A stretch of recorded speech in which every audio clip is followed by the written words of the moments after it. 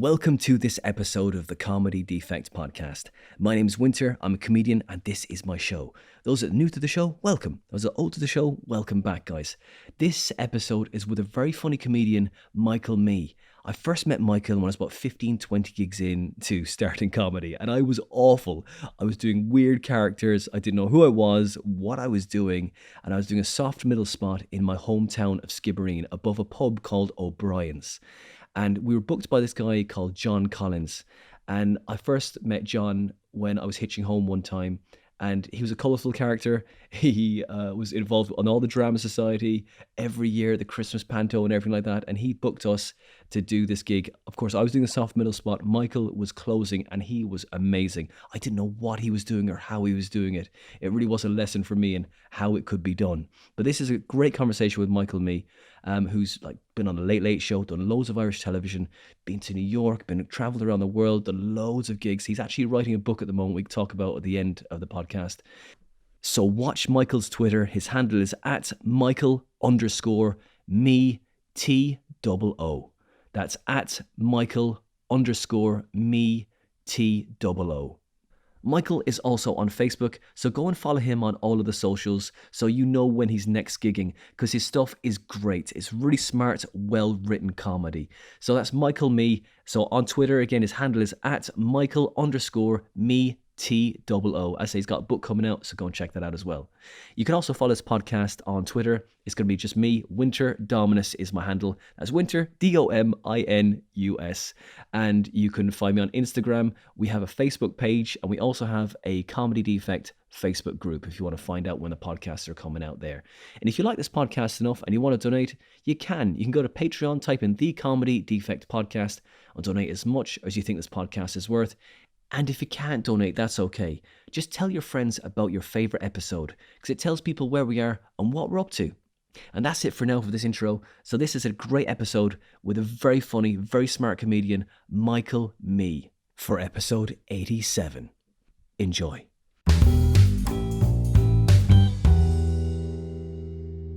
Michael Mee, thank you so much for spending the next hour and a bit with me on the Comedy Defect. How are you doing? Very good, Winter. Thank you very much. What have you been up to? What have I been up to? I'm locked down, so I haven't done a gig since January, 12 months. So that feels very strange. Yeah. It's the biggest gap since I started in 97. Even though I'm not doing as many gigs as I used to, which we might get into. But I've been writing a book. So that's what I've been trying to do. I mean, the third lockdown has been a bit harder to...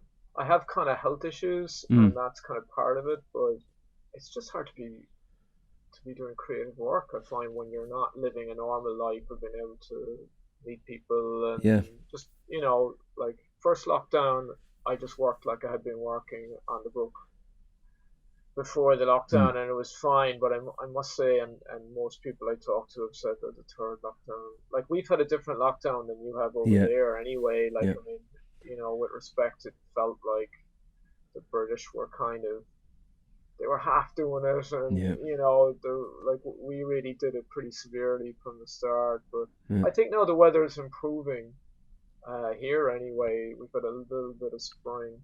Another thing I was doing was I had a radio show, a music show. It's called Pimp My iPod. Yeah. So the links would be, often me telling stories and stuff, but it's not really stand up. I'd just be a big music head. So I was doing that on RTE digital radio for years, and I'd actually stopped because they weren't paying us at all. And then they said, okay, we'll start paying you €20 a show. Yeah. And as my girlfriend says, well, this is worse. Yeah. They've thought about how much you're worth. This is what they've come up with. Wow, yeah, that's a kick in the nuts, isn't it, really? Yeah, well, I mean, they're always crying poor in RTE, rightly or wrongly, but I sort of felt I'd spent 8 years at it, and it was time to go, really. Yeah. So then when the lockdown happened, I started doing the show just off my own bat as a kind of a podcast. Yeah. And I was doing these kind of coronavirus specials. Oh. Love Like Anthrax and talking heads. Some people say not to worry about the air, and all that kind of coronavirus Yeah. theme stuff. Great. So I did a bunch of them, and then I said, well, I'm doing a lot of work for nothing, and I stopped. And then I started doing shows because there's a Twitter poll where aging music nerds like myself send in their top 3 albums in a certain year, and then at the end the guy tabulates them and it's a chart, and everybody spends a week debating, well, what's the best album of 1968 or whatever. So I started doing tie-in shows for that, where I just take a year like 1985 or whatever they were doing, and I just do a special show on that. And like the trouble is, I don't know whether you find this, is that in theory you have a captive audience because everybody's locked down, but then I hate the word content creator, but every content creator in the world has nothing to do, only pump stuff out. So it's actually harder to get an audience during this time, I found. Yeah, and you can swear, by the way, in this podcast. It doesn't matter. You can swear as much as you want. Okay. Not sure I was going to, but so those fucking content creators. Yeah. But yeah, so like Tim Burgess alone, I don't know whether you know that guy. Do you know that guy from the Charlatans? Yeah. Tim Burgess, he was the lead singer of the Charlatans, but he has these things called Tim's Listening Party, where he gets an album and the person who made the album, basically, so, whether Lloyd Cole or whoever, he's a huge following, so all these people, hundreds of people, maybe thousands of people, will sit down and put on the album, and then the artist will go, okay, he got, like, say, the producer of Hunky Dory by David Bowie, and he'd go, well, on this we decided to get, a grand piano or whatever. So he's done, I don't know, is it 500 or something? Wow. Like, so, like, that's where a lot of the music kind of ear is going. When, that I would normally be able, when I was doing it on RTE, I might be able to get some of them to listen to mine, but they're all kind of going, oh, well, I just have to listen to an Analysis of Massive Attacks album or whatever. Yeah. So anyway, that I've been managing to keep busy anyway, but it's not paid. Like that's it. Like that's the thing. It's like you're just kind of keeping busy, kind of just keeping some momentum going of some kind. That's it. And like with your book, what we're saying is your book's about your health issues. What is it? Your health issues? No. Sorry. The health issues are what might be delaying me writing the book. The book is not to do with health issues in terms of subject matter. I have chronic Lyme disease. Right. So, like, I wasn't diagnosed for years and years. I just always felt knackered, and I had a lot of, like, severe digestive problems. Right. Difficulty concentrating, waking up and not feeling rested. Like, funnily enough, a lot of it is long COVID symptoms. Yeah. So it's hard for me to know when the last few months I've been feeling pretty bad and sneezing and stuff, and I'm thinking, like, well, I'm presuming this is just what I always had rather than I've got long COVID, So it's just made things a little bit hard in terms of I just couldn't keep touring. Yeah. Just being away in a hotel and trying to get food and, I mean, you're working on the English circuit. You know how long it takes to, like, it seems to be 2 hours to get anywhere and 2 hours back. That's so right. Then, like I lived in London for 2 years, and then I was kind of going back and forth for a number of years, and I was just knackered all the time. Yeah. So I've had to try and be a bit clever about. I mean, yourself, a lot of those club gigs, they're really for money. Yeah. I mean, it's not as if somebody's going to see you and, I don't know, I don't want to insult any of the gigs, but, you do an art centre in Milton Keynes supporting somebody, and, you'd be pretty lucky if that's going to change your life. So when it's hard physically to do it, I mean, I haven't actually been on a plane at all since 2010. Right. Yeah, I mean, I don't want to kind of, especially during a pandemic, make a big deal of it, but like there were days where shaving was an effort. Jeez, yeah. Still are, really, So like the walk has to be half an hour at the most, and that's it for the day, So yeah, I was doing like 100 and 120 gigs a year, but Yeah. I just can't do it anymore, you know. It breaks you down, like, you know. I mean, even without an illness, it's a grueling grind of a process, isn't it? Trying to go everywhere and like kind of, you know, the long hours driving and everything like that, and that on top of it. How did you contract it? Was it were you somewhere? I don't even know, or You get it from a tick bite, tick bite? Right, right. classically a deer tick. I don't know. I mean, the thing was that I had it before I did stand up, Oh, so it just wasn't obvious what it was. yeah, So it's not that I developed it from overdoing it or yeah, whatever. I mean, you know, it kind of went back and forth. I mean, I suppose I was kind of 27 or 28 when I got it, yeah, so I was probably, you know, stronger then, you know, yeah, but I did a lot of kind of alternative therapies and yoga and meditation, and yeah, so I'd have years where it wasn't as bad, but it was always kind of there. I just didn't really tell people about it. yeah. Certainly because comedians aren't a good audience for, you know, they just No, thought it was kind of funny, you know. yeah, But for sympathy, empathy, or any of any kind. yeah, well, I used to do a lot of material. I don't know was I doing it when we gigged together, but I used to do a lot of material when I started about not being able to drink Yeah, because I had to go off drink because of it, right. and I was the amount of shit you have to put up with. Yeah, Certainly in those days, it might be yeah. changing now. Young people seem to be more about working out now, but in those days, not drinking in Ireland was a big deal. That's right. So I had about half an hour on it. You know, it was a big part of the show. Yeah. You had a bit of like, but saying, you know, you know, the girl. I don't know if it's the same girlfriend you had at the time, but you said like, you know, you're putting up with Me, because I was going to say it was me. You know, I was like, Oh um, yeah. Well, that's what they thought it was at the oh, time. right, You know, and you know, I was certainly aware that it was the same root as my name, but my partner, I only met her in 2014. So, you right. know, I mean, I all those jokes about being single were based on something. They weren't just a pose. Like, I mean, you're not a big fella like myself. I'm not very. I'm not very tall. They're like, and it's like the thing, isn't it? Do you ever get asked if you're a jockey? I bet you get asked that a lot, do oh, you? yeah, I found in England especially, I really like I got a lot of that when I was a kid, and I've no fucking patience for it Yeah, anymore. So that's it. like, people used to come up to me in places like the backyard, and they'd say congratulations, and of course I think they Oh, were saying good gig, and I oh, go oh thanks, and they're yeah you were brilliant in Aintree, or oh, you right, know, yeah, so it's kind of half fucking half really, yeah, you know. I mean, I the thing with me was that I actually grew very late. In my head, I think I'm even smaller than I am. Like when I was in school, I was like, you know, people can believe how small I was. yeah, And I got just, nobody seems to be able to get over it. And like when you're actually, I mean, it's probably the same with anything mm, like physical.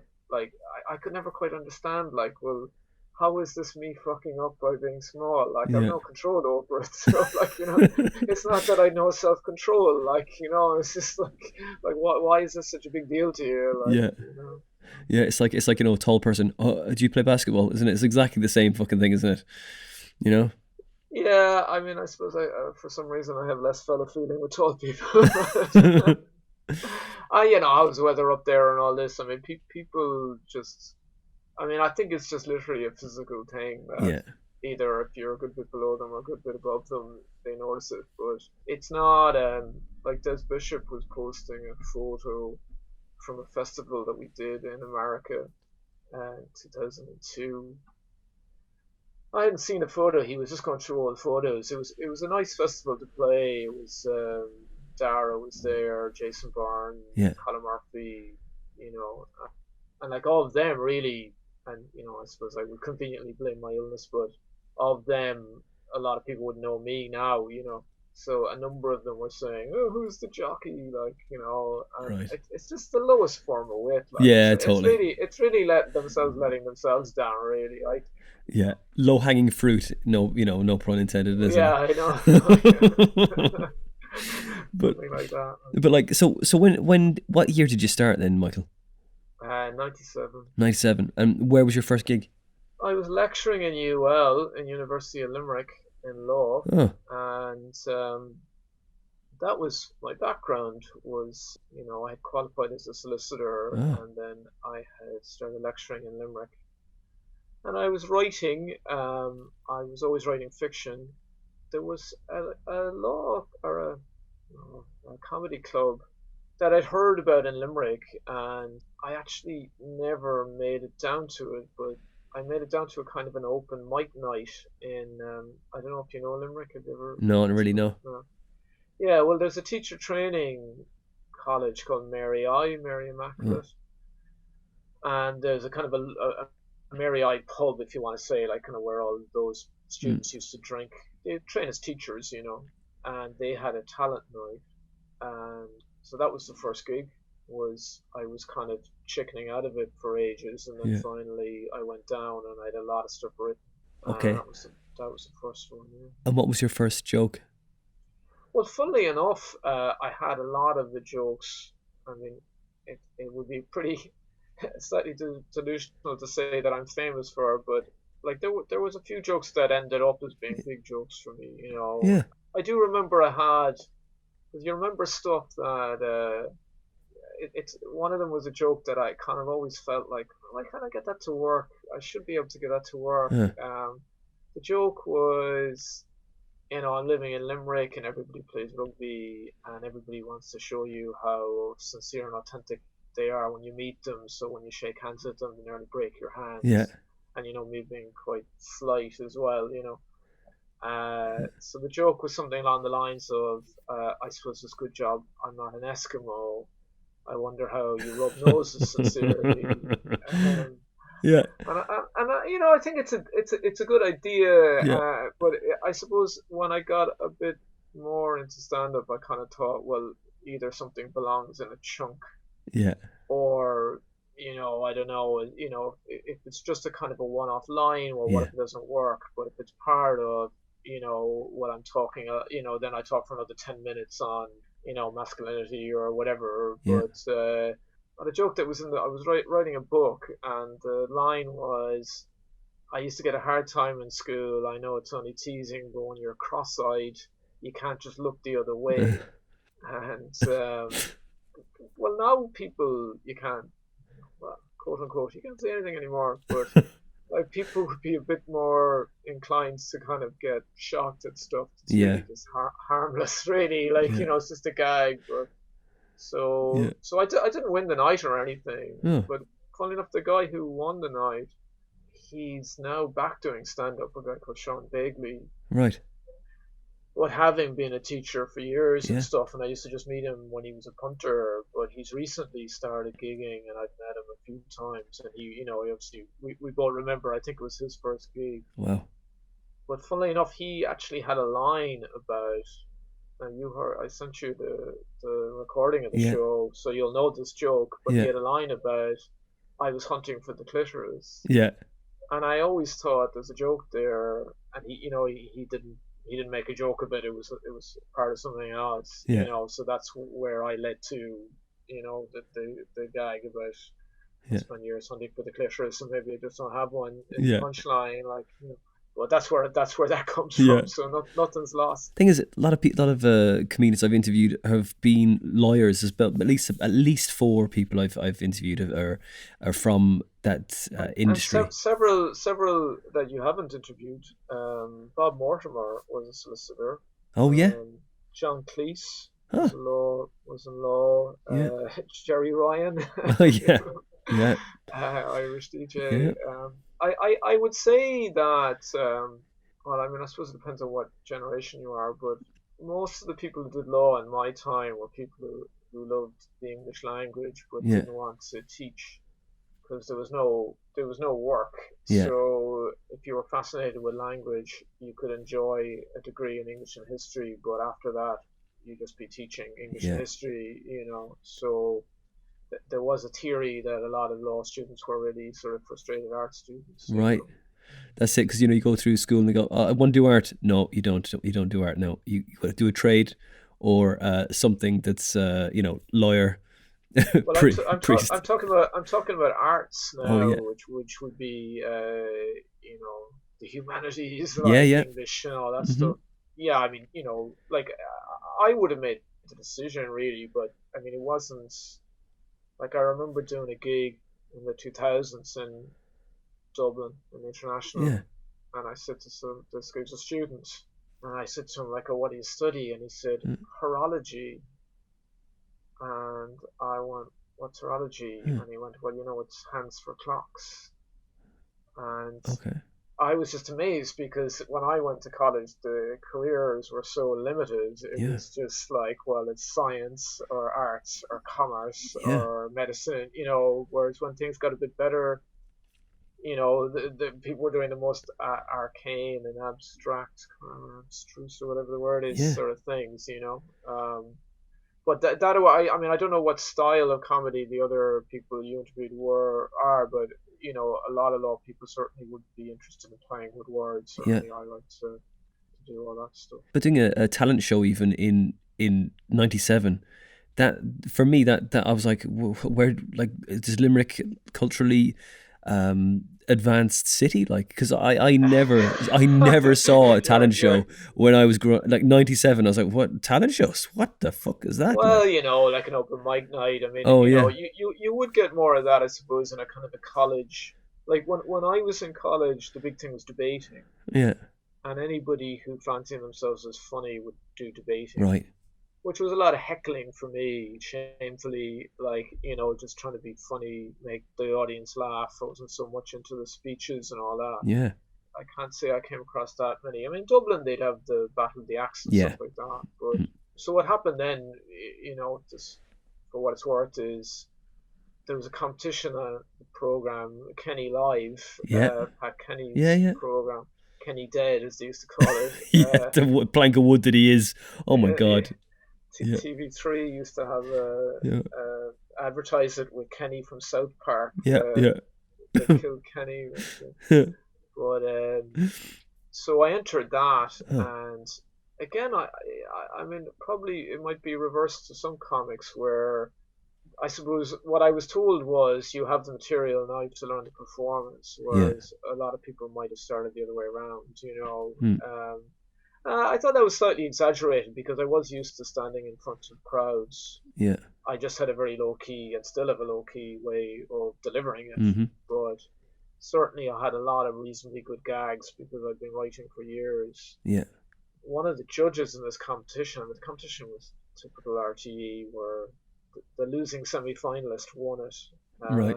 Yeah. So, like, it was fixed. Yeah. Basically, they cancelled the semi-final and brought back the losing semi-finalists, and Yeah. then they abandoned the idea of a judging panel and they did it off the audience. Anyway, whatever. Classic. But Yeah. through that, I met an Irish Times journalist, Mm. and he said, "Oh, why don't you play the Comedy Cellar?" And I rang the guy in the Comedy Cellar, and he said, "We're doing heats for So You Think You're Funny, the newcomers competition." So I didn't know what that was. I didn't really know anything about any of this. I said, okay. I had done 3 gigs. So Yeah. Tommy Tiernan had won So I Think You're Funny the previous year, so Wow. he was emceeing the heat. And I had a joke about trying to explain something to somebody in a you might even remember this, a guy picking a fight with me in a pub, and Yeah. I was trying to get through to this guy, and I said, the joke was, like, there's no getting through to him. It was like telling knock knock jokes to a Bedouin. Yeah. And Tommy leapt to his feet and started clapping. So I Yeah. was kind of going, like, because I knew who he was. I'd actually seen him live. Yeah. So afterwards he said, who are you? Like, and I said, well, I'm just this lecturer. I was starting a year out to write. And he said, do you want to do gigs with me in Galway at the Arts Festival? And I said, okay. And the next thing I was a comedian. Brilliant. So that was how it happened. Wow. That's amazing. Amazing. In Galway, you supported Tom Tiernan. Well, he was doing lunchtime shows, so yeah, it was me and Jerry Mallon. I don't know if you know Yeah. Jerry Mallon. Yeah. Yeah. And I can't remember. There was a few other newer acts. I can't remember if we rotated or how we did it, but it was like 20-minute slots. It was amazing so early, and I still meet people who saw me then, who Yeah. maybe never saw me since. So you gigged in Ireland for how many years then? I gigged in Ireland till 2003, All right. and then I moved. I'd been kind of dipping my toe into the UK, Yeah. and in 2003 I moved and lived in London for a few years. Then did a solo show in Edinburgh in 2002, which you might find this that a lot of London club owners were not particularly impressed with me doing a solo show in Edinburgh. I thought this would be a way of getting booked, but Yeah. they, at the time anyway, they just kind of thought like, oh, it's arty shite guy. Yeah. Yeah. You know, well, you have to play my pub. Yeah. You know, My rules. like my punters are not like that. You Yeah. know, so yeah, so then I did a solo show in 2005, and I came back to Ireland after Edinburgh 2005. Well, you did your first show. Where did you do that show? I did both of them. All the stuff I did a group show in '98 when I was still pretty new in the Gilded Balloon. Everything I did was in the Gilded Balloon. Oh wow, it's great.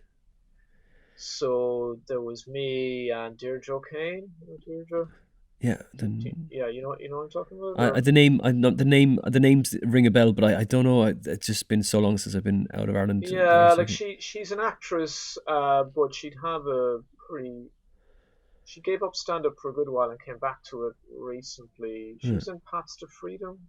I don't know. She's been in a lot of things. Okay. You know Chris O'Dowd's sitcom Moonball. Right. Okay. No, I haven't seen that. I'll check that out. Anyway, I did that in '98. I did the Gilded Balloon in 2002, and then I went 2005. Right. And which of those shows your favorite show? I mean, in terms of losing money, like the 2002 one, I really went in under the radar. I just went, right, I'm not going to spend a lot of money on this. So I was told that if I wanted music to play me on, I'd have to pay X amount, and I just went, well, I wanted any music. So then when one of the reviews said that, you know, I had taken everybody by surprise by walking up to the microphone, I don't even know if there was a microphone, but certainly walking up to the stage. Yeah. So I kind of thought, well, maybe that's a false economy. So the next time I went back, I got some nice reviews, but not many reviews. And I did pretty well financially. I had good word of mouth. And at that time, there wasn't that many people doing shows. Like, this is the thing with gatekeepers. I mean, it's all very well to curse the gatekeepers, but if you can get past the gatekeepers, well then, you know, I was in, you know, vouched for by the Gilded Balloon, and there wasn't 1,000 shows in every coal shed in Edinburgh, so you get a few good reviews and you get good word of mouth, and I was doing good houses, you know. I broke even, really. Yeah. I spent some money on photographs that initially I was kind of taking off and saying, oh, well, I lost X amount, but then I kind of thought, but sure, like, the photos have nothing to do with Edinburgh, you know. Yeah. So then I did it in 2005, where I put a good bit of money into it, and I got PR, and I got a lot of reviews. Like everybody, I lost money. Was it like 10 grand or something crazy, or? It wasn't 10, but it was probably 5 or 6 maybe. But I mean, that was what you were told was pretty standard. You know, the trouble for me was because I had the fatigue. I didn't want to get into a cycle of, okay, well, now Edinburgh is like, you know, a loan shark, and I'm throwing money at it and spending my year gigging and gigging and gigging, where I just wasn't physically putting it out well, and I kind of felt, well, I'm a writer, can I not just go and write a script? And, you know, so I mean, I probably should have toured that show around Ireland, and again, I wasn't that well, but I mean, Edinburgh is an experience, but certainly the paid fringe, I mean, you know, you would kind of think like, well, why am I, you know, I'm at a certain level where I can play John Gerson, I can play the store, you know, not always London, but certainly the store in Manchester and the branches of the store. And I'm an adult, and I'm, you know, whatever I was at the time, in my late 30s, and I'm supposed to take this mad punt on Edinburgh every year, and, you know, so I'm not sure I've changed my mind about that really. I mean, you can get lucky with Yeah. Edinburgh. Like, I'd be pretty friendly with Tommy Tiernan. Mm. Partly, well, I suppose a lot of it would be I started a little bit after him, and he was very good to me, Yeah. And I was in Edinburgh when he won the Perrier. Like in those days, winning the Perrier would change your life, Yeah. And he had a very good agent early on because he had done. I probably did the competitions too early. I wasn't really ready. Whereas by the time he did it, he was already had been on the Late Late Show, I think. Wow. Jeez. So I mean, there was a bit of muttering at the time amongst Yeah. some of the other Irish about that, Yeah. um, Classic, like but go away for like 10 years, come go and do the so you think you're funny, and off you go. Like yeah. yeah, well, there was a bit of that going on where Yeah. you were seen as maybe being a little bit fool to yourself to do it when you were actually a newcomer, but then they actually kind of started clamping down on that. They do their inquiries and find out. But anyway, I don't know whether the kind of the I mean, I suppose some of this is nostalgia, but certainly having been there starting in '98, I did really feel that every year the accommodation got more Oh, it's expensive. crazy. Every gig was being reviewed somewhere. So if you got a 4-star review, like I got a 4-star review in the list, but then there'd be people with 4 stars from hairline.com and one for review and all these websites. So Mm. like, I mean, I'm sure they're all great, but Yeah. it kind of devalues then. Like, well, look, the guy who reviewed me is a professional reviewer, and that used to mean that people would read it and go, okay, well, this guy in the list likes it. We should take a punt on it, Yeah. even though we don't know who this guy is. But then every poster started having 4-star reviews, so it's Yeah. much harder to stand out. That's right. Live in New York for a bit as well, or just do the festival? No, that was just a one-off festival. It was actually a funny one because there's kind of one main agency here, and I'm not with them. I suppose, most of the people going were with that agency. What happened was that the girl who ran the festival was at an award ceremony for Irish people in New York. The connection was that the two of them were getting an award. This girl, Tracy, very nice woman, and she met this girl, Anne, and Anne said that she was a lawyer. I can't remember whether Tracy had some connection, but anyway, for some reason they started talking, and Tracy said, "Well, I run a comedy festival," and Anne, who I hadn't seen for years and liked, but was not like huge buddies with, but liked her, said, "Oh, I know a guy who's a lawyer who's a comedian. That's funny, you should say." Mm. And she said, "Oh, that's very interesting." So the next thing, they rang my brother in UCC. My brother lectures in Mm. UCC, and I don't know whether they got us confused, but I got a message from my brother saying, "Will you ring this girl Tracy?"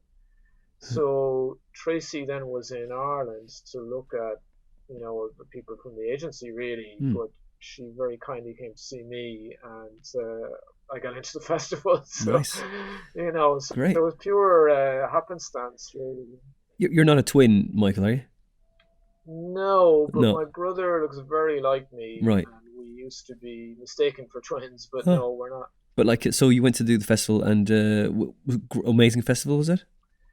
Yeah, I mean, it was interesting to do it. I mean, I suppose we were really playing a lot of kind of Irish venues. Yeah. I played a club, the Comic Strip Live. Yeah. I don't know if you know that. It's Yeah. kind of a famous New York club. And like that, I'd have liked to do more of. I mean, there's a kind of a little bit, a thing with visas and stuff, but Yeah. I kind of think that my style sort of suits America. I think they like gags and one-liners and Yeah. they like that kind of craft stuff. Yeah. So yeah, it was very interesting. I mean, like the late. I don't have you played in America at all or Not yet. No. well, like there's a thing where which you don't really realize until you go there that like they pay to do open spots Yeah. and they have to queue outside in the snow while it doesn't always have to be snowing, but it was Wow. snowing when I was there. That was a little bit of a culture shock for me, Yeah. where I met somebody, and I mean, I was kind of typical. I thought she was cute, and she said she was doing an open spot on my night off, so I Hmm. said, "Oh, I'll go along to this." And I said, maybe slightly conceitedly to the guy, well, if you want me to jump up Yeah. for a few minutes, Yeah. and he said, like, well, that'll be whatever it was, $10 or $20 or Oh, whatever. And wow. I was going like, it's one thing you're not paying me, but there's no way I'm not that Yeah. I'm gonna, that I'm gonna pay you for the honor. That's right. Like they have bringers as well Oh, for the Late Show yeah. where you get booked, but you have to bring people along. So it's quite a different scenario, But it was very interesting to play it. I mean, we played in Boston as well, Huh. in a place called Lansdowne Road, would you believe? Yeah. So, Yeah.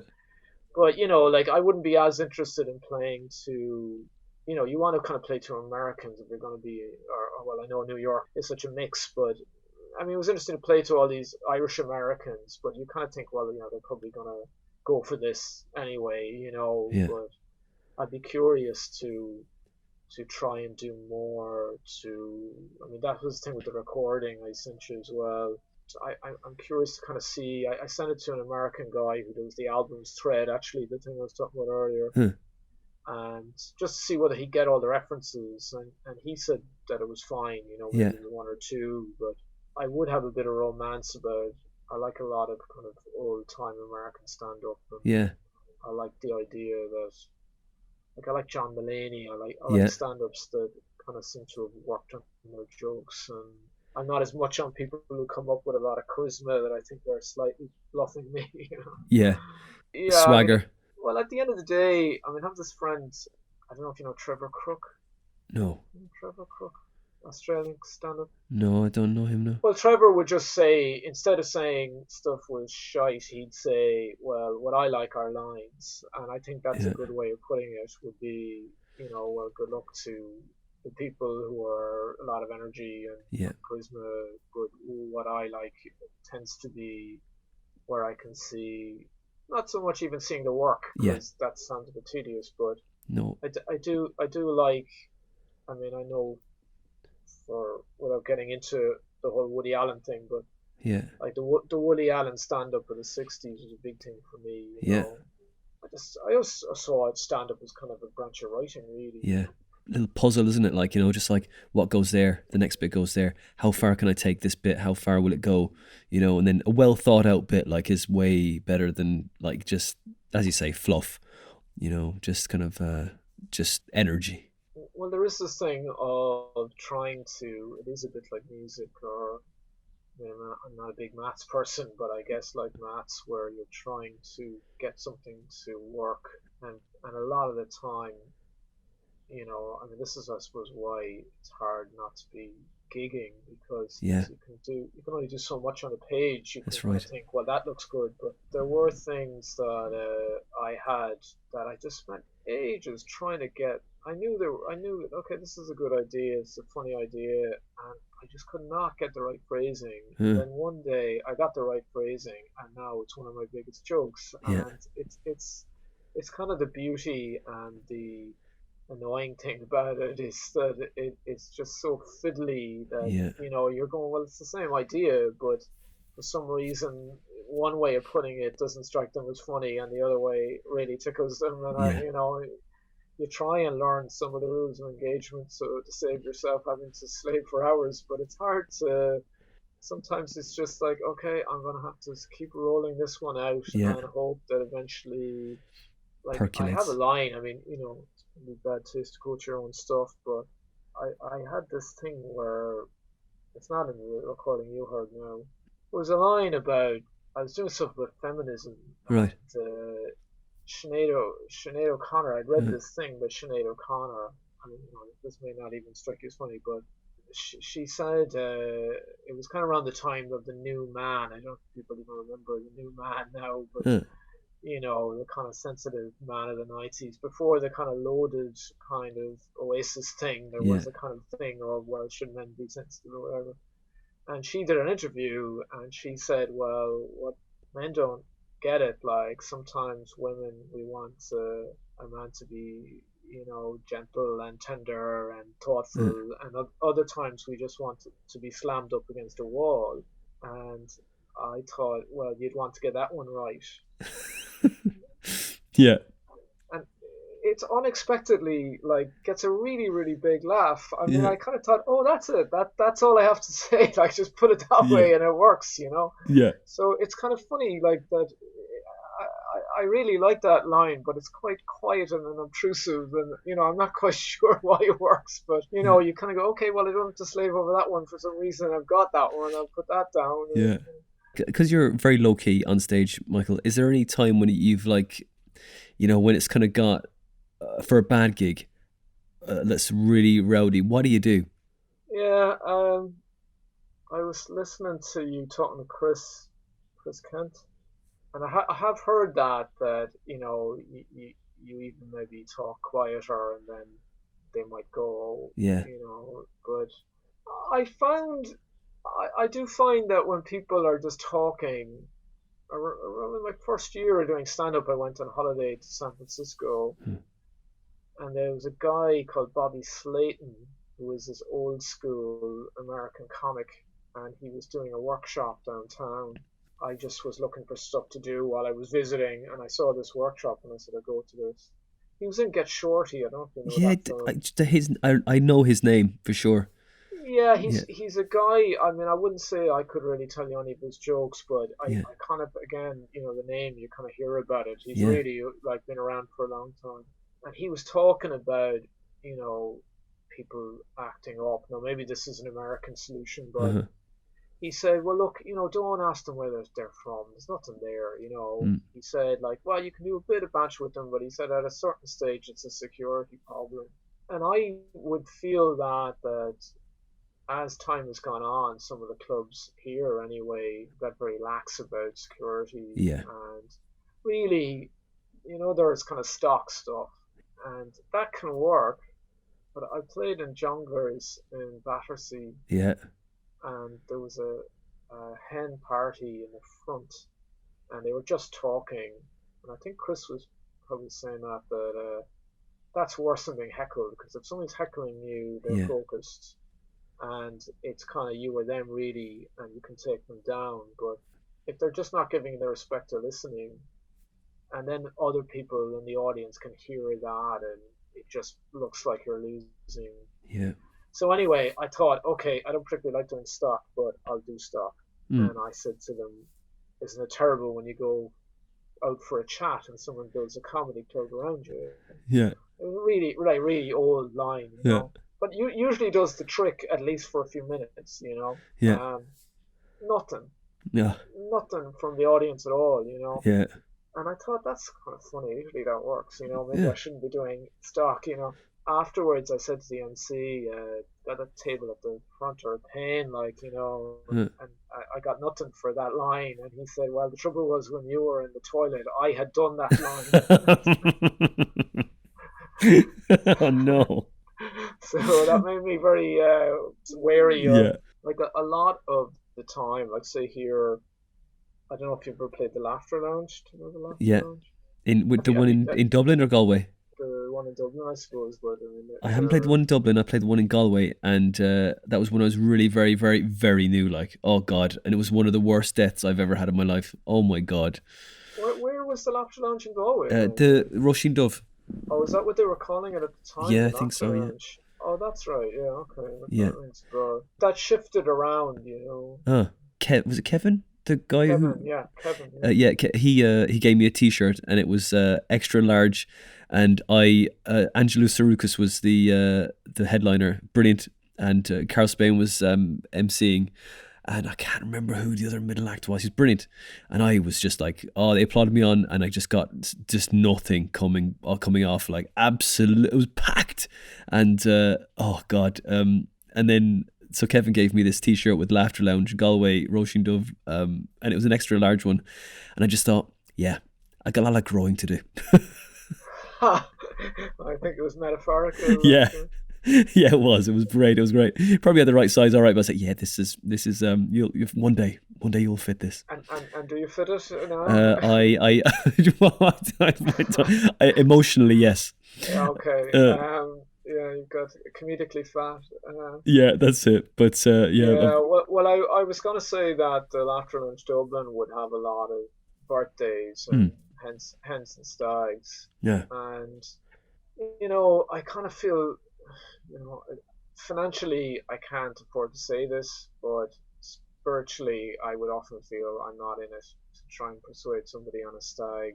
Like, if I was on a stag, I wouldn't want to listen to some comedian either, Yeah, yeah, of course. and plenty of times, like a lot of the people on the stag weren't in on the decision to do comedy. They probably Yeah, would have liked to be somewhere else, but so I think sometimes I just have, having played in a circuit in London, I did get pretty good at surviving, certainly surviving getting stuff abuse hurled at me. yeah, But there's going to be nights where, you're playing a club and you're kind of going, well, what was I thinking of having something that required any thought?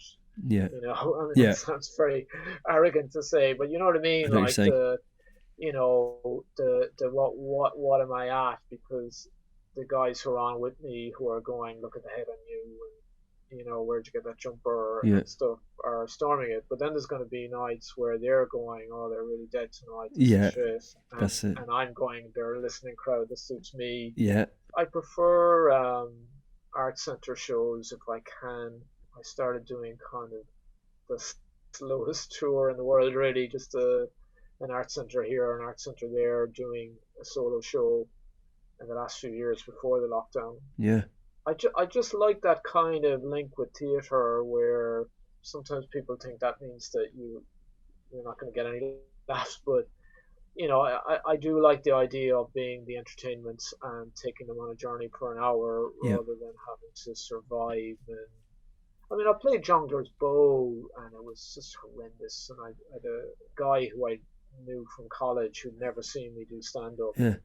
and he came along to see me in Bow, and I mean, they barely noticed I was on the stage. Oh, Really, it was just. yeah, But I would have a kind of a quite self-serving attitude to that. I've kind of recalibrated, so I don't believe in dying. Like I kind of think like, well, look, first of all, freeing gigs. I mean, yeah, I think Chris was talking about a kind of a freeing gig in the Silver Springs.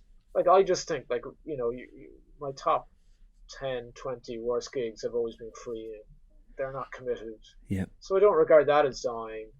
And if they're all pissed up and stags and hens, I mean, I won't throw the gig. I'll do everything I can, but I yeah. don't see it as dying if I don't get a big response. It, What you do find then is you get people coming up, maybe not huge amounts, but I will get people coming up going, well, thank God you turned up, yeah, because for what they want, you know, that they wanted something like what I was giving. yeah. So, So, I think you just have to stick to your guns, that's really. right. That's right. And like, so since '97, is there any gig like nothing to do with your performance or anything like that, or how you handled it? But like, is there any the weirdest thing that's happened to you while you've been on stage? I don't know. This isn't quite when I'm on stage, but what comes into my head was I played the GPO. You were talking about the Russian Dove. Well, the GPO was kind of the Uh, older club, and you used to do 2 nights in City Limits and a night in the yeah, GPO. It was Jerry Mallon's club, yeah, and I was on with Rich Hall.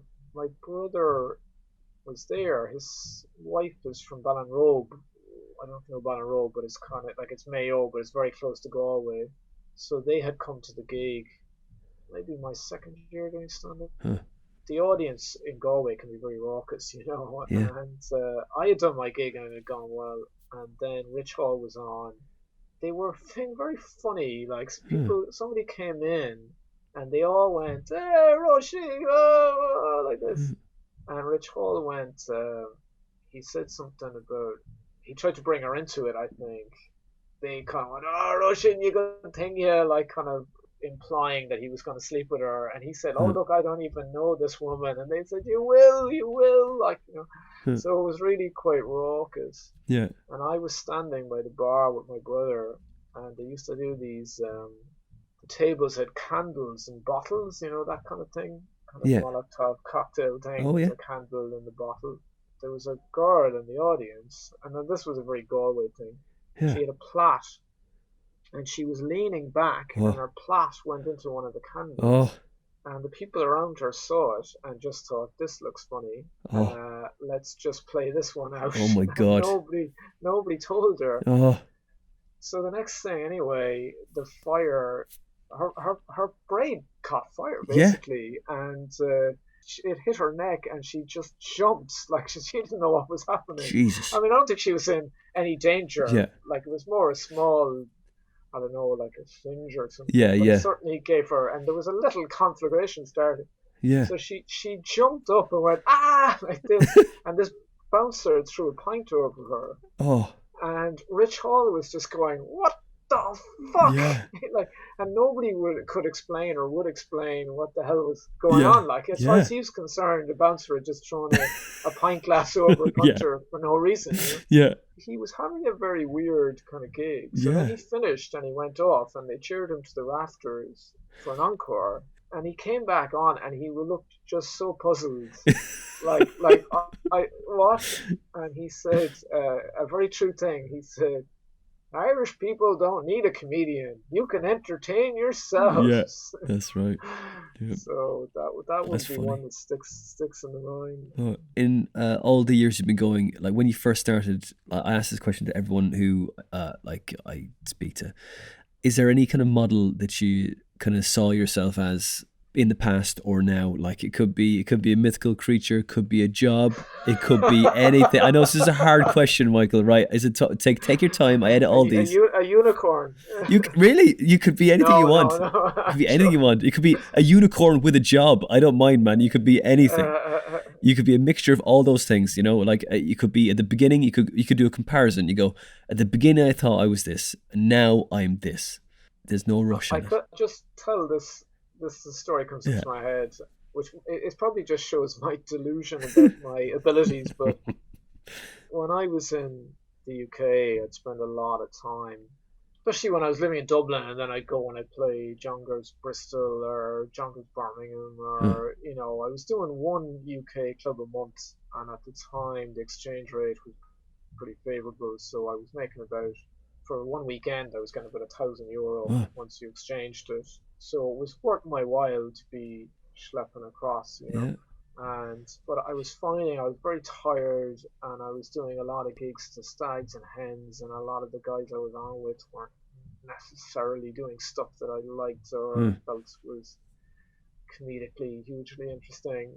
So, and we had done, I can't even remember which Jonglers it was, maybe Birmingham, and the guy on with us, very nice fella, pretty hacky, really, you know, hacky, what would you say, his set was a bit hacky, you know, but a very nice fella. And I sort of said, you know, I could get a bit tired of this now, like, you know. And he said, well, and, you know, I'm a big music head, and he said, well, it reminds me of that Billy Bragg song, Only a Northern Town, and one of the lines is, they go out every Friday and hear a Basham Out band in the bar.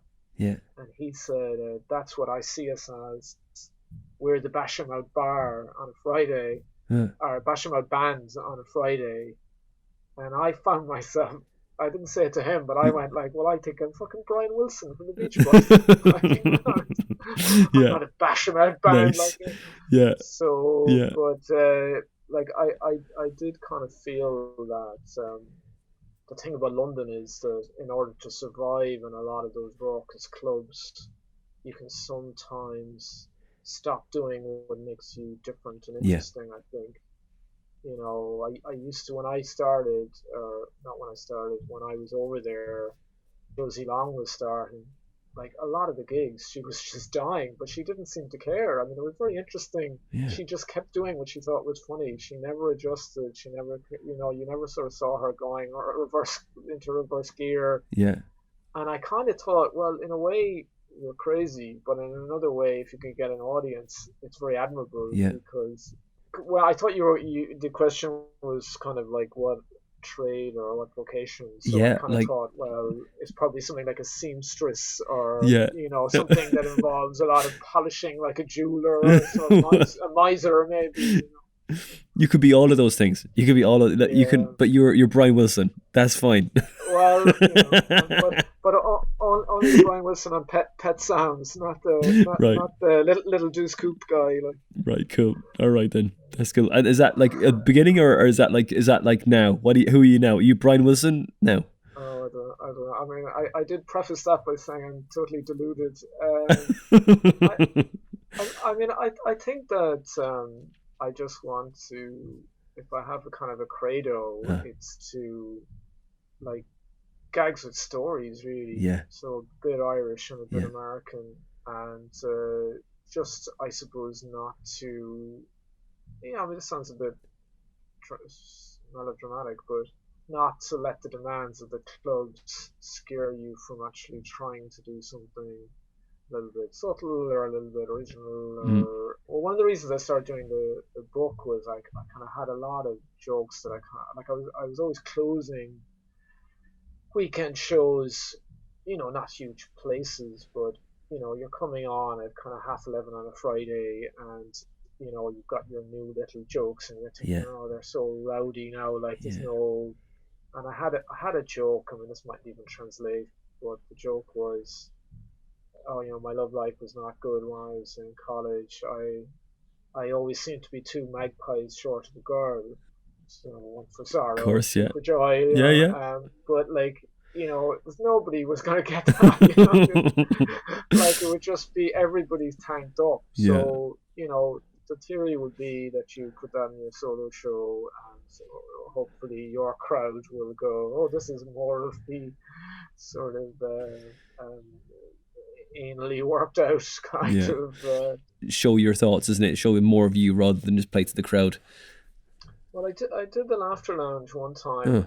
They get corporates in or whatever, and the bouncer said to me, "Oh Jesus," he says like, "There's a whole load of fucking lawyers in tonight, like." Brilliant! And I was there like, "These are my people," like. Great, nice one. So everybody else was sort of struggling, and like this would be my ideal audience. Like because they're all going like, "Oh, I see the wordplay you did there." Yeah. Did you read low ball and go? Yeah, I know. Yeah, fuck's sake. Oh God, what a bollocks. Yeah, I kind of just grinned really. Yeah. We'll see how it goes. Like you know. You're talking about like how you kind of like doing very thoughtful, well thought out jokes. It's like I remember I was doing a gig. This is in Wales, a couple of years ago, and there was this guy. He looked like a really mean fella now, right? Just at the bar disrupting a whole show. Like, and I was like, oh fuck it, I gotta say something to this guy because he's just gonna. I'm gonna die if I don't just do anything. He's just distracting everyone and just drawing focus. And this guy, bald-headed fella, like Phil Mitchell kind of type, had a tattoo on the back of his head of a butterfly. And I was like, and so I thought I'd just address him, say, talk with the guy at the bar. I said, let's not talk to the guy at the bar. He's so paranoid. He's already got eyes on the back of his head, and no one got it. Hey. No one got it, and I was warned not to say it as well. It's like, Winter, just don't say it. They're not going to get that. It's like, no, it's fucking brilliant. It's butterflies have eyes on their wings, and no one's going to drunk crowd are not going to get that. I said, no, but it's fucking brilliant. And so anyway, are there any lepidopterists in the audience? Yeah, that's right. Any yeah, that's right. Somebody comes out with a big butterfly net to take you away. Finally, someone said it. That one person in the back, like with a net and the hat. See, the worst thing about those things as well is that sometimes you do come up with what seems like a great line, and even if it gets a laugh, you're always going to be thinking, well, can I engineer that situation again? And it never seems to work. Like I did a gig in International, and I said to this guy, "Where are you from?" And he said, "I'm Dutch." And I said, "How about the guy behind you?" And he said, "I'm Dutch too." And I said, "What about you?" to the guy behind him, and he was Dutch. And I said, "A line of Dutchmen," and then I snorted them, as a joke, like like a line, like and it got a huge laugh, like. But then you're never going to get the configuration to work the next time there's Dutch people in the audience. You go, oh, can I get this in? Like, can you just move? Can you just fucking move? Yeah, sorry, can we stop now? Like, That's it. What's the name of your book? The funny thing is, I don't really have a title for it. Right. Like it's basically about how Ireland has changed in my lifetime. There's been huge changes, so it's kind of kind of a memoir, but kind of through the story, really, just of how I'd say I'm a good bit older than you, would I be? Well, I was born in the 60s, Right. so I'm 53. So if you're born in 1980, so the church's power is beginning to wane in Yeah. 92, so you didn't really have that. And the ceasefires were kind of 94 and then kind of 98, so you didn't really have that, I suppose. So yeah, so a lot of it would have changed really.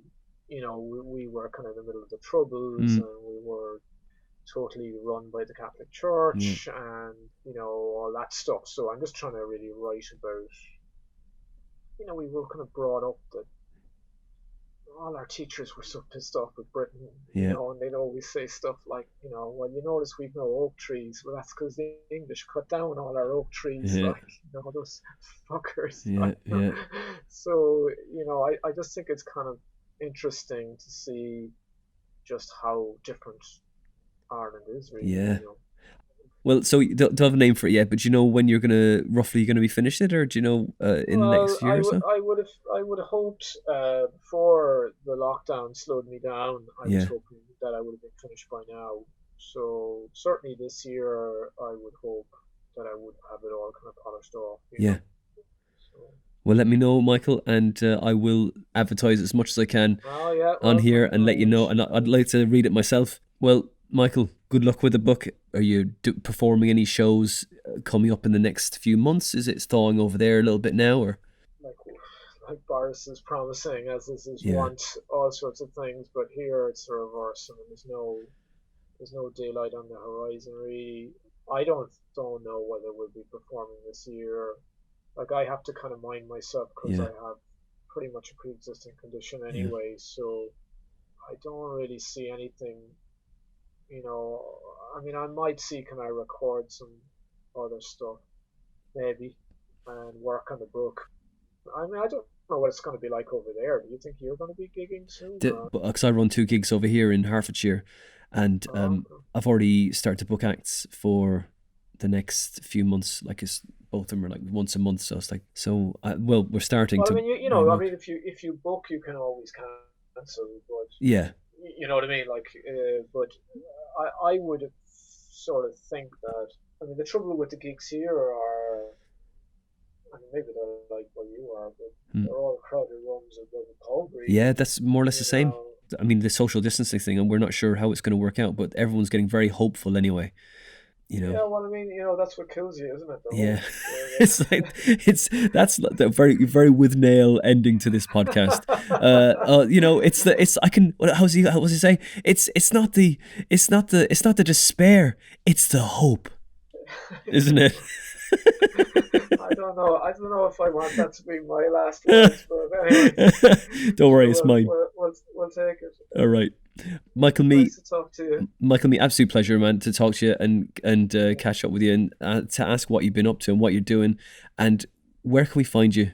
I'm on Twitter. Yeah. Now, do I know my handle? It's like, the thing is, it's Michael Me Too. Yeah. It was done before Me Too was a thing. Yeah. It was a pun on me as well. Yeah. Me Too. And people tend to think that I'm making some kind of statements. So I have it here. It's at Michael Me, capital M for Michael, capital M for me, _2 TOO. I'm on Facebook, and probably it, really. I'm not. I'm too old to be good at this stuff, really. Well, Michael, as pleasure, as I say. Yeah, listen, thanks a million. It's good fun, and good luck with your own stuff. Cheers, man. All right.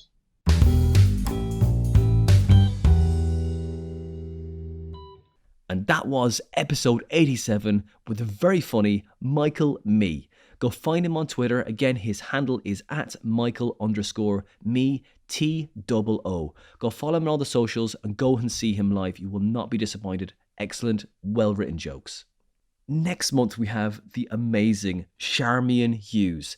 There's something about watching her on stage. She's got a wonderful stage presence, sort of mixed between sort of like a fairy and a pixie and just like a clownish sort of joy about her that she just shares with the audience. It's wonderful to watch. She was just a joy to see close my gig in Hemel Hempstead about a year or so ago. So I thought I'd get her on the podcast and talk to her what she's been up to. She also sent me a calendar, which has been giving me joy every single month.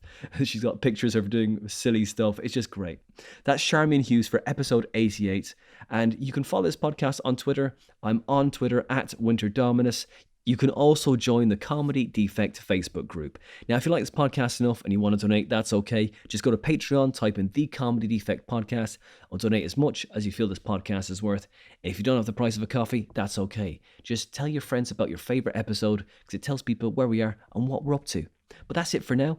That was episode 87 with Michael Mee. Next month, end of July, is Charmian Hughes. Until the end of July, I hope the weather is okay and you're out there enjoying yourself, maybe having a couple of barbecues. We'll speak to you at the end of July.